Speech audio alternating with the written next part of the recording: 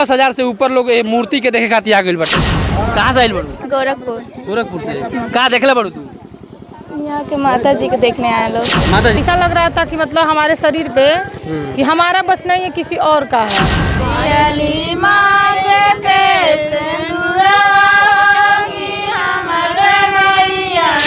के पेड़ के नीचे मूर्ति के अवतार भइल बाटे और उन्हें सामने पूजा लगभग पानी लागल बाटे ठेहुना भर। ओकरा बाद भी श्रद्धालु जे भक्त लोग बाटे वो कहीं ना कहीं माता जी के दर्शन करल बा। दुर्गा मैया की बोलिए, इंद्रासनी नव दुर्गा की। हाँ, पटदारी है। वाह जी वाह वाह। तो गाँव में अब तो मूर्ति बनी माता जी के। हाँ बनी, काहे नहीं बनी। प्रार्थना में दुर्गा माई का अवतार भइल गाँव में है। हाँ बड़ी लोग आते दुर्गा। अरे मनो कलिए से यहाँ समासूद नहीं यहाँ तो 2-3 डेग तक घूमते गए तो हमारे जो पेड़ के नीचे शोर में मिली माता जी। उम्र हो कितना उम्र हो गई? 50 साल हुआ। 50 साल उम्र हो गई, लेकिन कबो माता जी का अवतार भइल देखल नहीं आई? नहीं देखे। को और गांव बाटे जेमे जजमनिका करी ले? अरे 4 गाँव बा, 4-5 4 गांव बा। ये क्षेत्र में कबो इतना भइल रहो? नहीं सर, ऐसा कभी हुआ नहीं था। अब कुशीनगर जनपद के मथौली के गौनरिया गांव में और वह सब एक बता दी कि नवरत्ना स्टार्ट होखला के पहला दिन ही एजन दिन में लगभग 11:30 बजे करीब में दुर्गा माई के अवतार भइल बाटे। यही पेड़ बाटे जो सामने वाला पेड़ दिखाई दे रहा है सब के, यही पेड़ पर लगभग दुर्गा माता जी का अवतार भइल बा। और होने लगभग देख सकते कि हम दिखावे का प्रयास कर कैमरामैन जी तनी जो पानी उनी लागल बा देख सकते कीजिए। यही पेड़ के लगे दुर्गा माता जी के अवतार भइल बा। यही खप्पर में पूजा पाठ भी भइल बाटे देख सकते कीजिए। खप्पर में पूजा पाठ बा और यही पेड़ के लगे लगभग माता जी का अवतार भइल बा। देख सकते कीजिए सामने जो पंडित जी पूजा पाठ करा बनी वो मूर्ति के सामने देख सकते कीजिए 2 आदमी एक जोड़ी बैठल बानी लो देख सकते कीजिए। और यही मूर्ति तर लगभग यही जगह पर पूजा पाठ हो रहा बाटे। माता जी के जन मूर्ति बाटे दिखाई यही फल मून और लगभग गोल्डन आकार के देख सकते कि माता जी के मूर्ति जन बातन के चमक रहा बाटे।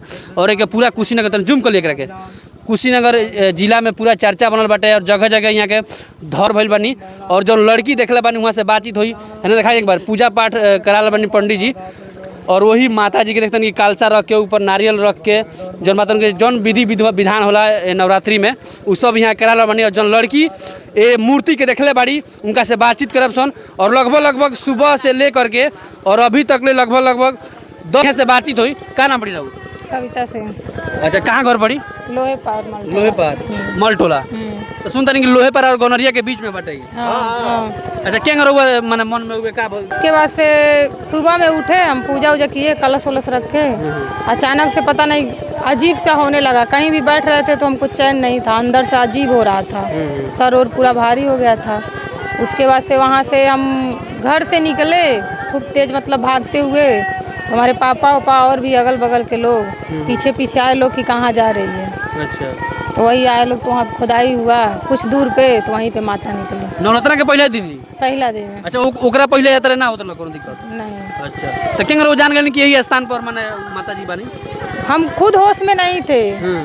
थोड़े मतलब ज्यादा दूर खोनते गए लोग, उसके बाद से मिली वो मिला। अच्छा, अभी तक ले जा कितना लोग आ गए माता जी के दर्शन करे खातिर? बहुत ज्यादा लोग, कितना बताए, बहुत ज्यादा लोग आ गए। बहुत लोग आ गए। कितना बड़ी रहू? विशाल मोड़।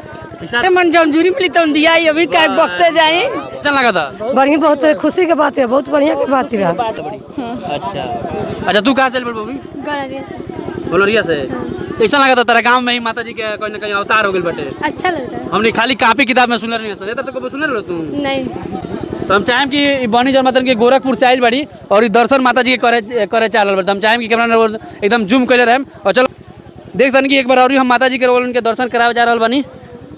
और काफ़ी कहीं ना कहीं ठेहुना भर पानी बाटे और जौन बनी बाड़ी गोरखपुर से आइल बड़ी और माता जी के दर्शन कर जा रहा बड़ी। देख सन कीजिए पंडित जी कहीं ना कहीं लाइट कमजोर है, आपन जौन बात उनके पूजन पाठ करा रहा बड़ी नवरात्रि में दूसरा दिन।